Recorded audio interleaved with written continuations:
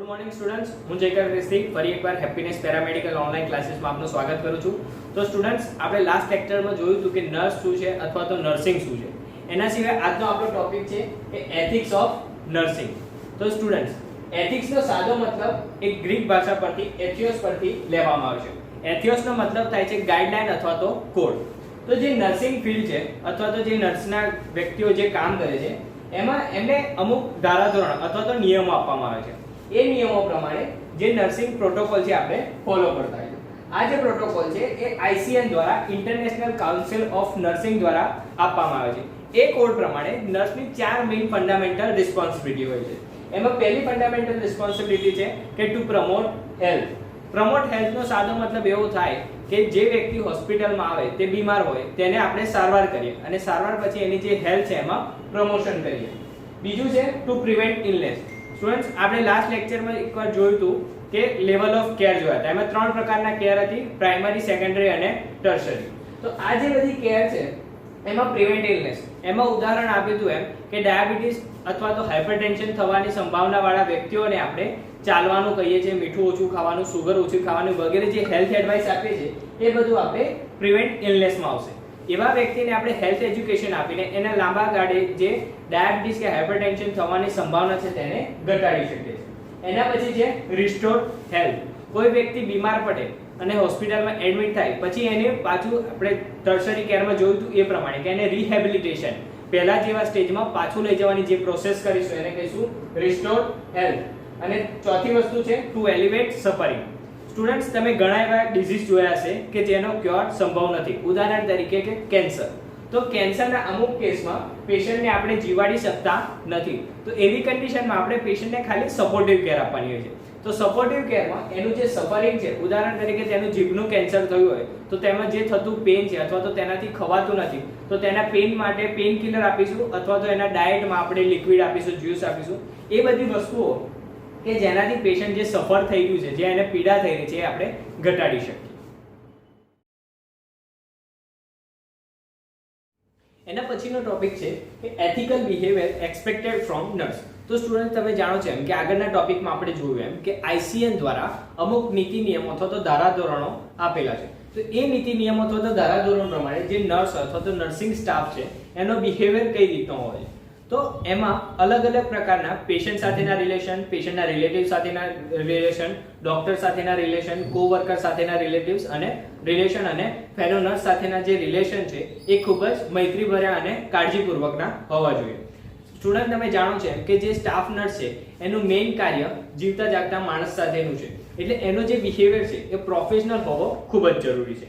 એના ICN પ્રમાણે એનું જે નર્સ જે છે એ ખૂબ જ સહનશીલતા વાળી હોવી જોઈએ અથવા તો એની જે લાગણીશીલતા છે તેની પર તેનો કાબુ હોવો જોઈએ. આ ઉપરાંત જે નર્સ છે તે તેના ફેલો નર્સ સાથે અથવા તો જુનિયર અથવા તો સિનિયર નર્સ સાથે તેને મૈત્રીભર્યા વર્તન હોવા જોઈએ. આ ઉપરાંત નર્સ અને પેશન્ટના રિલેશન અને પેશન્ટ સાથેના રિલેશન પણ આપણે જોઈશું. એમાં જે પહેલો ટોપિક છે કે નર્સ એન્ડ પેશન્ટ. તો નર્સ જે છે એ પેશન્ટ સાથે IPR એટલે કે ઇન્ટરપર્સનલ રિલેશન મેન્ટેન કરવા ખૂબ જ જરૂરી છે. નર્સ જે છે એના સાયન્ટિફિક અને થેરાપ્યુટિક નોલેજ દ્વારા પેશન્ટને કેર આપે છે. આ કેરની મદદથી પેશન્ટને ઓછા સમયમાં જલ્દી સારું થઈ જાય તે રીતની કેર આપવામાં આવે છે. એના પછી છે નર્સ એન્ડ પેશન્ટ્સ રિલેટિવ્સ. કોઈ પણ વ્યક્તિ હોય તેનું લવ્ડ વન અથવા ડિયર વન બીમાર હોય તો જનરલી તે વ્યક્તિ ચિંતામાં આવી જાય છે. જો પેશન્ટના જે રિલેટિવ્સ છે આવી કન્ડિશનમાં ગભરાતા હોય છે અથવા તો ચિંતાતુર હોય છે તો આવી કન્ડિશનમાં આપણે પેશન્ટના રિલેટિવ્સને હેલ્થ એજ્યુકેશન આપીને એમની જે ચિંતા અને તણાવ છે તે દૂર કરવાનો પ્રયાસ કરવો જોઈએ. પરંતુ જે પેશન્ટ અને પેશન્ટના રિલેટિવ સાથેનો જે વ્યવહાર છે એ ખૂબ જ ગાઢ વ્યવહાર હોવો જોઈએ નહીં. ઘણી હોસ્પિટલોમાં પેશન્ટના રિલેટિવ્સ સ્ટાફ નર્સને ગિફ્ટ આપતા હોય છે પરંતુ તે સ્ટાફ નર્સે સ્વીકારવી જોઈએ નહીં. એના પછી છે નર્સ એન્ડ ડોક્ટર્સ. નર્સ અને ડોક્ટરનો જે રિલેશન છે એ પ્રોફેશનલ રિલેશન ગણાશે. તો આ જે રિલેશન છે એમાં જો કોઈ નર્સને ભૂલથી મેડિસિનનો ડોઝ વધારે ઓછો અપાઈ જાય તો એવી કન્ડિશનમાં ડોક્ટરને ઇન્ફોર્મ કરવાનું રહેશે. એના પછી છે nurse and her fellow nurse. તો આ જે નર્સ અને એના ફેલો જે નર્સ છે અથવા તેની સાથે જે કામ કરતા જે નર્સ છે, આપણે આગળના ટોપિકમાં જોયું હતું એમ કે જો કોઈ જુનિયર નર્સ આવે તો તેને કામ ના આવડતું હોય તો આપણે એને કામ શીખવાડવું જોઈએ, અથવા તો જે ટીમ લીડર હોય, ટીમ મેમ્બર હોય એને આપણે સપોર્ટ કરવો જોઈએ, અથવા તો ઇન્ચાર્જ નર્સ હોય અથવા તો જે મેટ્રન નર્સ હોય એને આપણે સાથ સહકાર આપવો જોઈએ, એમના નિયમોનું પાલન કરવું જોઈએ. એના પછી છે નર્સ એન્ડ અધર હોસ્પિટલ કોવર્કર્સ. આપણે આગળના ટોપિકમાં જોયું હતું એમ આના પછીના ટોપિકમાં જોઈશું કે હોસ્પિટલ જે સ્ટાફ છે એમાં અલગ અલગ ડિપાર્ટમેન્ટ આવે છે. તો આ જે ડિપાર્ટમેન્ટ છે એમાં અલગ અલગ મેમ્બર કામ કરતા હશે. તો આ જે આખું એક યુનિટ બને, મેડિકલ ટીમ બને, તે પેશન્ટને કેર આપવામાં મદદ કરતું હોય છે. તો આની સાથે નર્સના જે બિહેવિયર છે એ પણ થેરાપ્યુટિક અથવા તો પ્રોફેશનલ બિહેવિયર હોવા ખૂબ જ જરૂરી છે. એના પછીનો ટોપિક છે professional attitude of nurse. Student, તમે જાણો છો એમ કે જે નર્સ છે એ હેલ્થ ટીમનો સૌથી મહત્વનો મેમ્બર છે. એટીટ્યુડ એટલે કે શિષ્ટાચાર. તો એમાં અમુક નિયમો નીચે મુજબ આપવામાં આવે છે કે નર્સનો બિહેવિયર કઈ રીતનો હોવો જોઈએ. તો પહેલો જે નિયમ છે એ પ્રમાણે કે નર્સનો બિહેવિયર સભ્યતાપૂર્વક હોવો જોઈએ. એના સિવાય નર્સનો જે બિહેવિયર છે જેન્ટલ અને પોલાઇટ મેનરનો હોવો જોઈએ. નર્સ એના સિનિયર અને કોવર્કરને માન આપતી હોવી જોઈએ. આ ઉપરાંત સિનિયરને અનુરૂપ ટાઇટલથી સંબોધવા જોઈએ. ઉદાહરણ તરીકે સર, મેડમ અથવા તો ઇન્ચાર્જ અથવા તો મેટ્રન. એના સિવાય તમારાથી જે હાયર રેન્કના મેમ્બર હોય તેમને યોગ્ય માન આપવું જોઈએ, અને તે આવે અથવા ક્લાસરૂમમાં અથવા તો તમારે ઓફિસમાં દાખલ થાય ત્યારે તમારે ઊભું થવું જોઈએ. આ ઉપરાંત તમે જો ક્લાસમાં કોઈ ક્વેશ્ચન પૂછી રહ્યા છો, ટ્રેનિંગ ચાલતી હોય અથવા તો ક્લાસરૂમમાં તમારું બેઠા હોય અને કોઈ ક્વેશ્ચન પૂછવો છે તો તમારે એક્સક્યુઝ મી કહેવું પડે અને ઊભા થઈને તમારે જવાબ આપવો પડે. આ ઉપરાંત કોઈ જો બે સિનિયર વ્યક્તિ વાત કરતી હોય તો તમારે વચ્ચે બોલવું જોઈએ નહીં. આ ઉપરાંત તમે કોઈ રૂમમાં દાખલ થતા હોય અને તમારા સિનિયર તમારી જોડે હોય તો તમારે એની માટે દરવાજો ખોલવો જોઈએ. તમે રસ્તામાં જતા હોય લોબીમાં અને તમારા સિનિયર આવે તો તેમને તમારે જવા માટે રસ્તો આપવો જોઈએ. આ ઉપરાંત લાઇબ્રેરી, ક્લાસરૂમ અને હોસ્પિટલ પ્રિમાઇસીસમાં તમારે સભ્યતા જાળવવાની રહેશે. આ ઉપરાંત નર્સ જે છે એ હોસ્પિટલનો એક મિરર તરીકે તમે કહી શકો કે એના દ્વારા હોસ્પિટલ રિપ્રેઝન્ટ થતી હોય છે. તો એનો જે યુનિફોર્મ છે એ ખૂબ જ નીટ, ક્લીન અને ટાઇડી હોવો જોઈએ. આપણે આગળના લેક્ચરમાં વાત કરી હતી એમ કે નર્સનો જે યુનિફોર્મ છે એ પ્રોપર હોવો ખૂબ જ જરૂરી છે.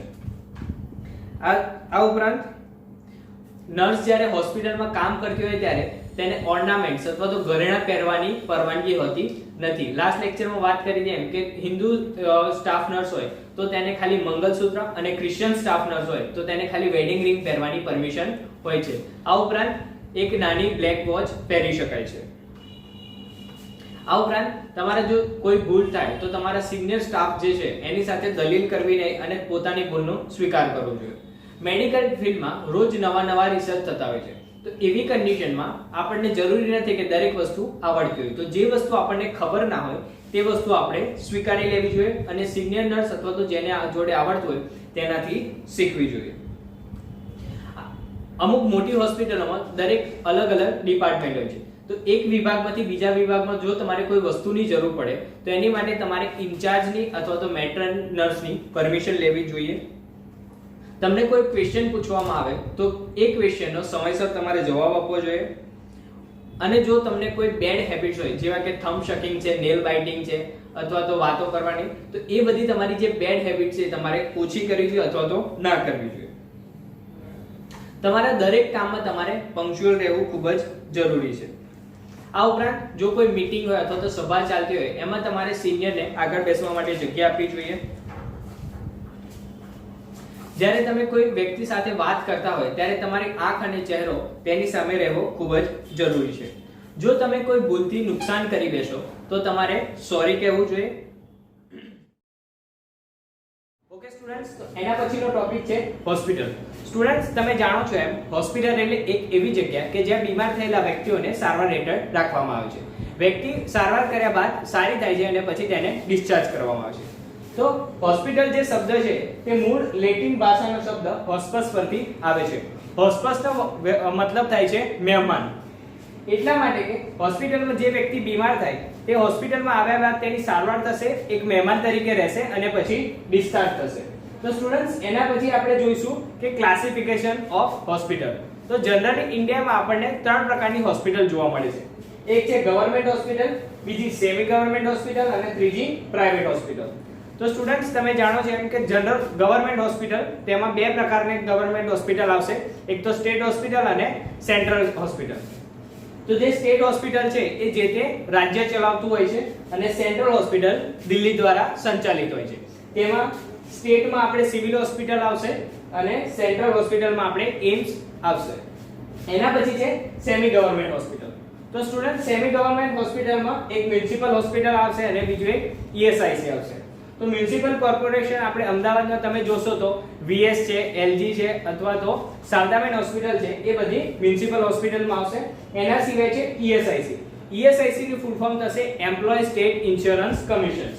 આ બંને હોસ્પિટલ ગવર્નમેન્ટ દ્વારા સંચાલિત કરવામાં આવે છે અને તેમને વ્યક્તિઓને નહિવત ખર્ચે અથવા તો બહુ ઓછા ખર્ચે સારવાર આપવામાં આવે છે. એના પછી છે પ્રાઇવેટ હોસ્પિટલ. પ્રાઇવેટ હોસ્પિટલનું સંચાલન જે તે પ્રાઇવેટ ઇન્સ્ટિટ્યૂટ અથવા તો ઓર્ગેનાઇઝેશન કરે છે. તેમાં જનરલી પ્રાઇવેટ ક્લિનિક આવશે કે જે નાના ક્લિનિક હોય છે, તેમાં જનરલી ગમે તે એક પર્ટિક્યુલર ઓર્ગન અથવા તો પર્ટિક્યુલર સિસ્ટમની સારવાર કરવામાં આવે છે. આ ઉપરાંત છે ટ્રસ્ટ હોસ્પિટલ.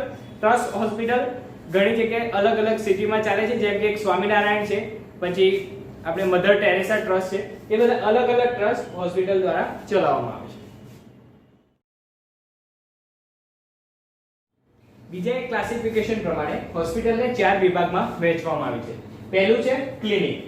સ્ટુડન્ટ્સ તમે જાણો છો એમ ક્લિનિક એટલે એક નાની હોસ્પિટલ જેમાં 5 થી 10 બેડ હોય. તેમાં ખાલી માઇનોર ડિઝીઝ જેવી કે વોમિટિંગ, ડાયરિયા, ડાયાબિટીસ, હાઇપરટેન્શન જેવા નાના પ્રકારના ડિઝીઝની સારવાર કરવામાં આવે છે. એના પછી છે જનરલ હોસ્પિટલ. જનરલ હોસ્પિટલમાં મોટાભાગે બધા પ્રકારના રોગોની સારવાર કરવામાં આવતી હોય છે. તેમાં ઓપરેશન પણ થતા હોય છે. એના પછી છે multi speciality hospital. Multi speciality હોસ્પિટલમાં આપણી બોડીમાં જેટલી સિસ્ટમ છે તે દરેક સિસ્ટમના રોગોની સારવાર કરવામાં આવે છે. તેમાં મેડિકલ અને સર્જિકલ સર્વિસ અવેલેબલ હોય છે. એના પછી છે super speciality hospital. Super speciality હોસ્પિટલમાં પર્ટિક્યુલર કોઈ ઓર્ગન પ્રત્યેની સારવાર કરવામાં આવે છે. ઉદાહરણ તરીકે અમદાવાદ અસરવામાં આવેલી આઈકેડી હોસ્પિટલ, જેમાં ફક્ત કિડની અથવા તો રિનલ રિલેટેડ ડિઝીઝની સારવાર કરવામાં આવે છે, અથવા તો યુએન મહેતા કે જેમાં ફક્ત હાર્ટ રિલેટેડ સર્જરી અથવા તો ડિઝીઝનો ક્યોર કરવામાં આવે છે.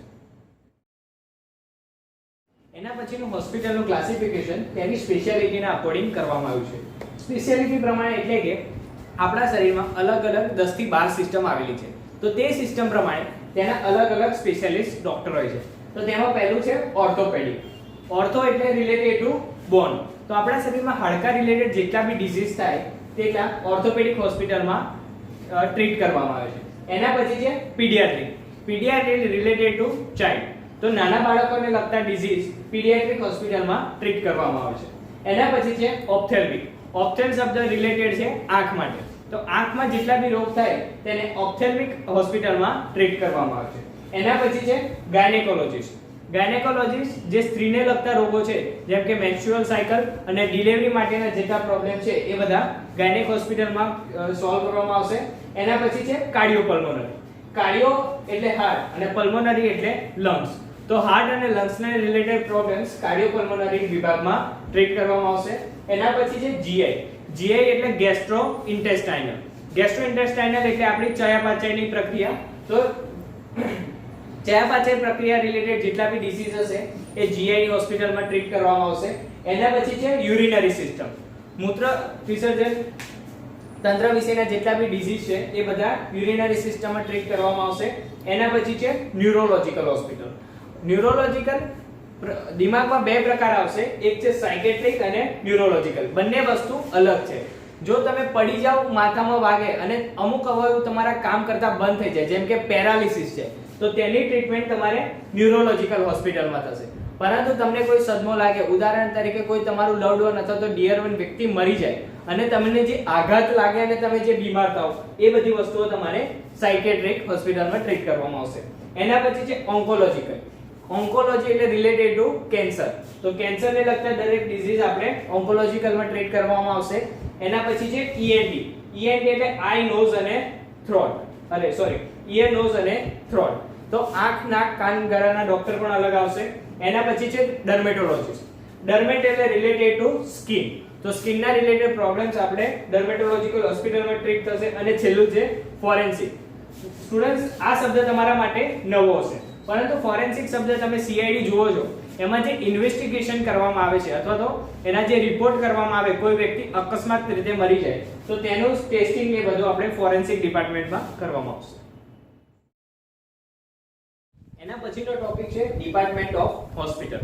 સ્ટુડન્ટ્સ, તમે જાણો છો એમ કે હોસ્પિટલ એક અલગ અલગ બધા યુનિટનું એક સંગઠન છે. તો હોસ્પિટલમાં અલગ અલગ પ્રકારના ડિપાર્ટમેન્ટ હોય છે. તેમાં પહેલો ડિપાર્ટમેન્ટ છે OPD.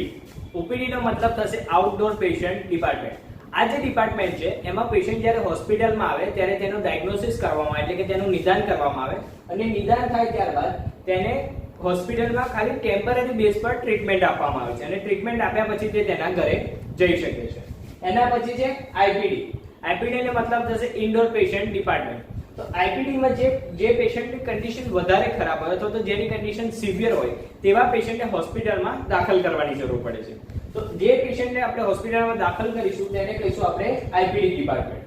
એના પછી છે લેબોરેટરી. તો જેટલા બી પેશન્ટ હોસ્પિટલમાં આવે છે તેમનું ડાયગ્નોસિસ એક્યુરેટ નિદાન કરવા માટે આપણે લેબોરેટરી સર્વિસની જરૂર પડે છે. લેબોરેટરી સર્વિસમાં જનરલી બ્લડ, સ્પુટમ, સ્ટૂલ અથવા તો આપણા શરીરમાં જેટલા બી બોડી ફ્લુઇડ્સ છે એ બધાનું ટેસ્ટિંગ કરવામાં આવે છે. જો તેમાં કંઈ એબનોર્માલિટી જોવા મળે તો તે પ્રમાણે તેની ટ્રીટમેન્ટ મોડાલિટી બદલાતી હોય છે. લેબોરેટરીમાં પણ ઘણા અલગ અલગ ટાઈપ છે, તે આપણે માઇક્રોબાયોલોજી ભણીશું ત્યારે ડિટેલમાં જોઈશું. એના પછી છે નર્સિંગ ડિપાર્ટમેન્ટ. નર્સિંગ ડિપાર્ટમેન્ટનું મુખ્ય કાર્ય જે ડોક્ટર મેડિસિન પ્રિસ્ક્રાઇબ કરે તે મેડિસિનને પેશન્ટ સુધી પહોંચાડવાનું, પેશન્ટને સુરક્ષિત રાખવાનું અને પેશન્ટના રિલેટિવને સુરક્ષિત રાખવાનું કામ નર્સિંગ ડિપાર્ટમેન્ટ કરશે. નર્સિંગ ડિપાર્ટમેન્ટમાં મેઇનલી સ્ટાફ નર્સ, ઇન્ચાર્જ અને મેટ્રનનો સમાવેશ થાય છે. એના પછી છે ફાર્માસિસ્ટ ડિપાર્ટમેન્ટ. ડોક્ટર જે મેડિસિન પ્રિસ્ક્રાઇબ કરે તેમ ડોક્ટરના ઓર્ડર પ્રમાણે તે મેડિસિનને પેશન્ટને આપવાની અને તેનો એક્યુરેટ ડોઝ પેશન્ટમાં જાય તેનું ધ્યાન રાખવાનું કામ ફાર્માસિસ્ટ કરશે. એના પછી છે રેડિયોલોજી ડિપાર્ટમેન્ટ. રેડિયોલોજી ડિપાર્ટમેન્ટ એટલે કે એક્સરે ડિપાર્ટમેન્ટ. તો રેડિયોલોજી જે ડિપાર્ટમેન્ટ છે તેમાં generally X-ray, MRI, CT scan અને સોનોગ્રાફી જેવા સ્ક્રીનિંગ થતા હોય છે.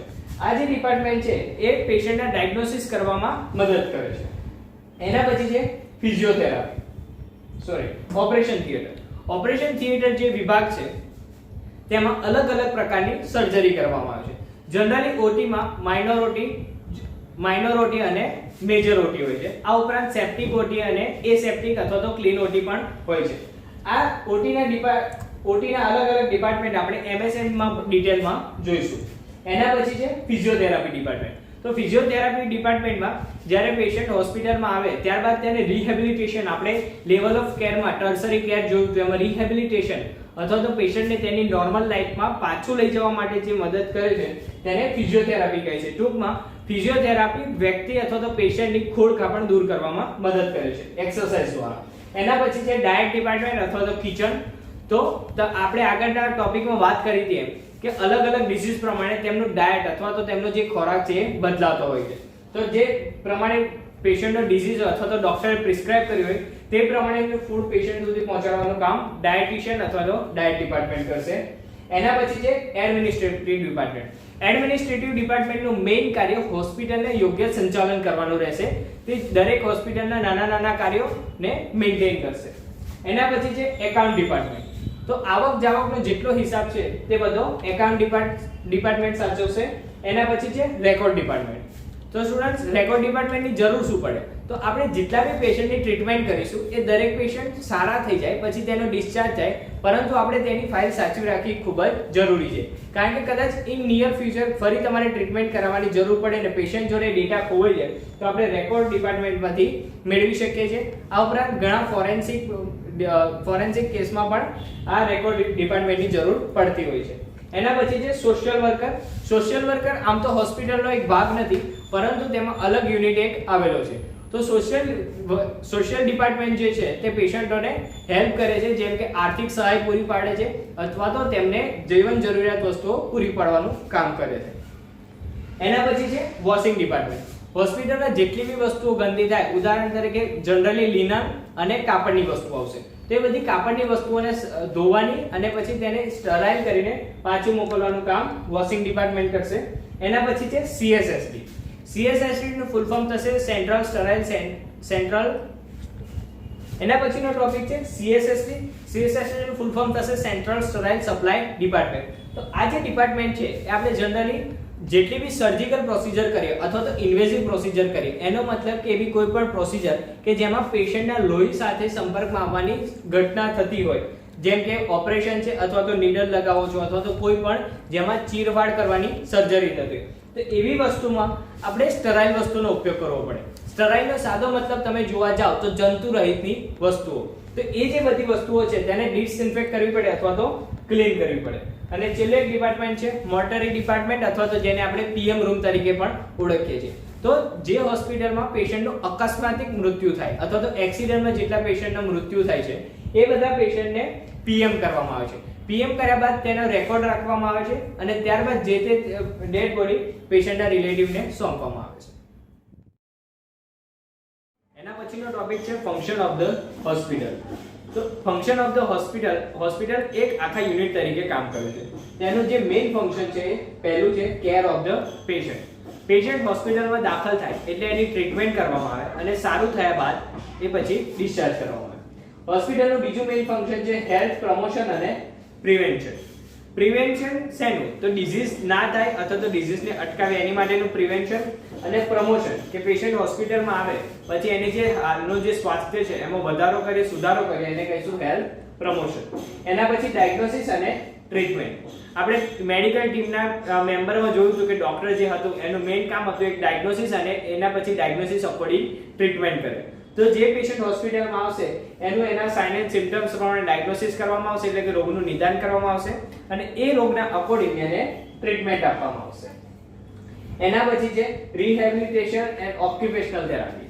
રિહેબિલિટેશન થેરાપી કોના માટે? તો આપણે આગળના એક લેક્ચરમાં વાત કરી હતી એમ કે જો કોઈ પેશન્ટ અપંગ હોય અથવા તો એક્સિડન્ટલી એનો કોઈ અંગ ગુમાવી બેસે તો એવી કન્ડિશનમાં પ્રોસ્થેટિક અંગથી અથવા તો રોબોટિક આર્મથી જે એ પેશન્ટને એની નોર્મલ રૂટીન લાઈફ પહેલા જેવી રીતે કામ કરતો હતો એ રીતે નોર્મલ રૂટીન લાઈફમાં લઈ જવાની જે પ્રોસેસ છે એને કહીશું આપણે રિહેબિલિટેશન. અને એના પછી છે ઓક્યુપેશનલ થેરાપી. તમે ઘણા એવા આંધળા વ્યક્તિઓને જોયા હશે કે જે ખુરશીઓ બનાવતા હોય અથવા તો અમુક ગણિત કલાકૃતિઓ બનાવતા હોય છે. આ ઉપરાંત અમુક સાયકેટ્રિક પેશન્ટ પણ ફાઇલ બનાવે છે અથવા તો એમનું જે રોજિંદુ જીવન છે એમાં ગુજરાન કરી શકે, એટલી કમાણી કરી શકે એ માટે એમને ઓક્યુપેશનલ થેરાપી દ્વારા કંઈક નવી વસ્તુ શીખવાડવામાં આવે છે. એના પછી છે મેડિકલ એજ્યુકેશન. મેડિકલ એજ્યુકેશન આપણે જોયું હતું એમ કે હેલ્થ એજ્યુકેશન. તો આ હેલ્થ એજ્યુકેશન અથવા મેડિકલ એજ્યુકેશન કેમ આપવાનું કે જે નોન પેરામેડિકલ અથવા તો મેડિકલ ફિલ્ડ રિલેટેડ વ્યક્તિઓ નથી એવી વ્યક્તિઓને આ જે કમ્યુનિકેબલ ડિઝીઝ છે અથવા તો નોન કમ્યુનિકેબલ ડિઝીઝ છે, ડિઝીઝથી પ્રિવેન્ટ કરવા માટે જે એજ્યુકેશન આપીશું એને કહીશું આપણે મેડિકલ એજ્યુકેશન. એના પછી છે રિસર્ચ. તમે જાણો છો એમ કે રોજ નવા રોગ આવતા રહે છે અને જેમ જેમ નવા રોગ આવતા રહે તેમ તેની નવા રિસર્ચ થવા, તેની નવી મેડિસિનની શોધ થવી ખૂબ જ જરૂરી છે. એના સિવાય અમુક મેડિસિન, તમે કોઈ પણ મેડિસિન હોય તમે 10 દિવસ લો, અઠવાડિયું લો, 2 અઠવાડિયે લો, પછી એ જે મેડિસિન છે પેશન્ટના શરીર પર રેઝિસ્ટ થતી હોય છે. તો એવી કન્ડિશનમાં તમારે નવી મેડિસિન એપ્લાય કરવી પડે છે. સેમ વસ્તુ અમુક મેડિસિન જે પહેલાના એન્ટીબાયોટિક આવતી હતી જેમ કે પિપ્રાસિલિન છે. એના પછીનો ટોપિક છે રિસર્ચ. તો સ્ટુડન્ટ તમે જાણો છો એમ કે રોજ નવી બીમારી આવતી રહે છે. તો એ જે બીમારીઓ છે એનું આપણે રિસર્ચ કરીએ અને ત્યારબાદ એની ટ્રીટમેન્ટ શોધવામાં આવે છે. આ ઉપરાંત તમે જોયું હશે એમ કે ઘણી ટ્રીટમેન્ટ જે પહેલા હતી એ ખરાબ હતી એવું નહીં, પરંતુ તેમાં થોડોક વધારે સારો સુધારો કરી શકે અને પેશન્ટને થેરાપ્યુટિક કેર આપી શકે, ક્વોલિટી કેર આપી શકે એ માટે પણ રિસર્ચ કરવામાં આવે છે.